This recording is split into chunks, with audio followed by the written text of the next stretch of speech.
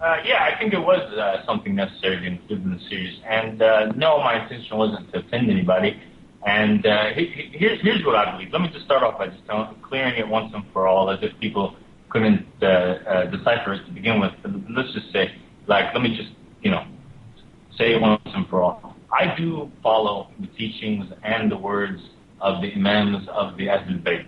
That means the Prophet Muhammad sallallahu alaihi wasallam, his daughter Fatima Zahra, Imam Ali, Hassan Hussein, and his line of descendants. I think that they were the ones that were actually living with the Prophet. I think they were the most knowledgeable people of the time who would know about the Prophet and his teachings.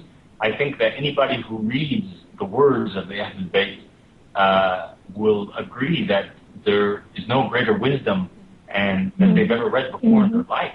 I mean, it's absolutely. No, absolutely.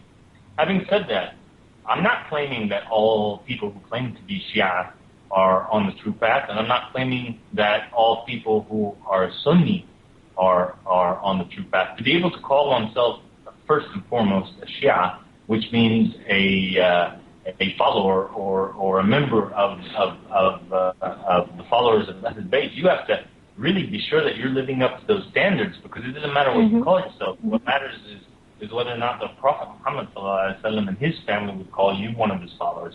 So I think it's extremely high standards. That's why I wouldn't say, like, I'm a Shia. I would say I'm a follower of the words of the Ahlul Bayt.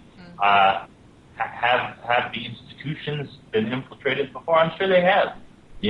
I'm sure that I know that the Sunni institutions have been infiltrated, and there's been a lot of misinformation out there. In the same way, I'm sure that there's been infiltration in the Shia institutions, but I'm not talking about that. I'm not talking about following any institution. I'm not talking about following like a certain structured, madhab. What I'm talking about is I follow the words of the Ahlul Bayt and as best as I can, and I'm always trying to better myself in the sense that I take their words to be more authentic, more true, and they strike home with me and strike my heart more than the words of a companion that I don't hardly know anything about. You know what I mean?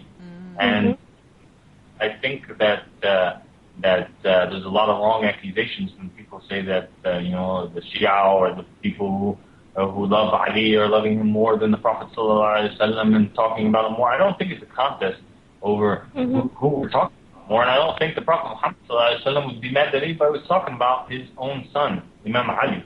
He was like his son. He raised him and he married him to his daughter, Fatima Zahra. I mean, Fatima, the Prophet used to say, Fatima Umma Abiha. She's the mother of her father. This woman is the mother of all believing women, forever, all eternity, of both universes. So it only makes sense that she'd be married to the greatest man living on earth at that point and any point in time in history afterwards.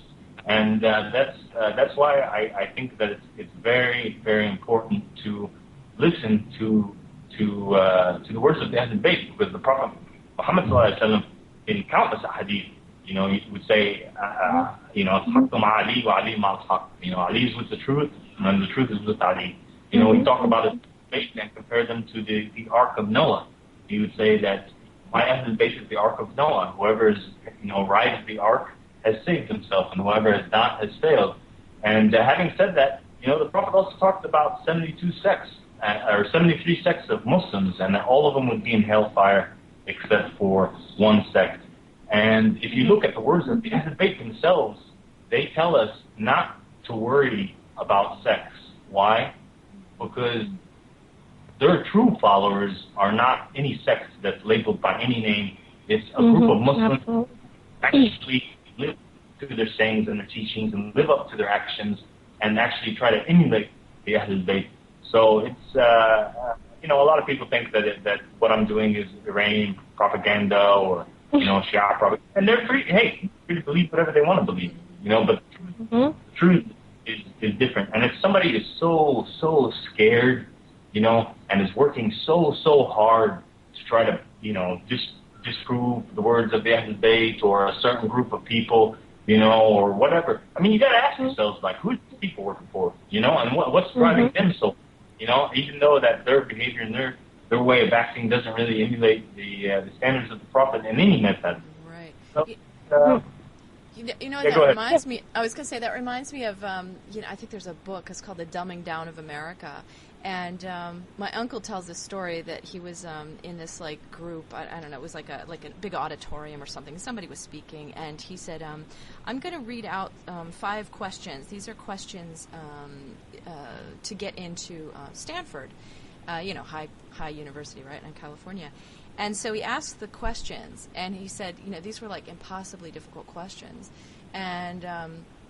And then afterwards, you know, and like nobody in the audience, I mean, like a couple people knew like maybe 2 answers or something. Afterwards, the guy says, okay, I lied to you guys. These are not questions for the entrance exam to get into Stanford.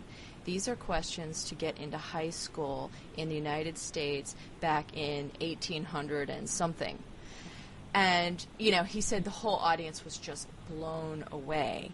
And I think about, you know, I've read this too in like books like Howard Zinn, you know, History of America or something, you know, History of the United States or something. And he says, you know, pick up a book that was a bestseller, you know, 150 years ago, and you can barely understand it. I mean, the intelligence level of people, you know, just 150 years ago was at such a different standard. And so then I look at, you know, the sort of, I would call it like the suppression of, you know, the family of the Prophet and all the great wisdom and teachings that have come through the whole line of imams. And, like, how come this is not, you know, everybody should be talking about this, because I learned about some of this stuff from, like, a French scientist.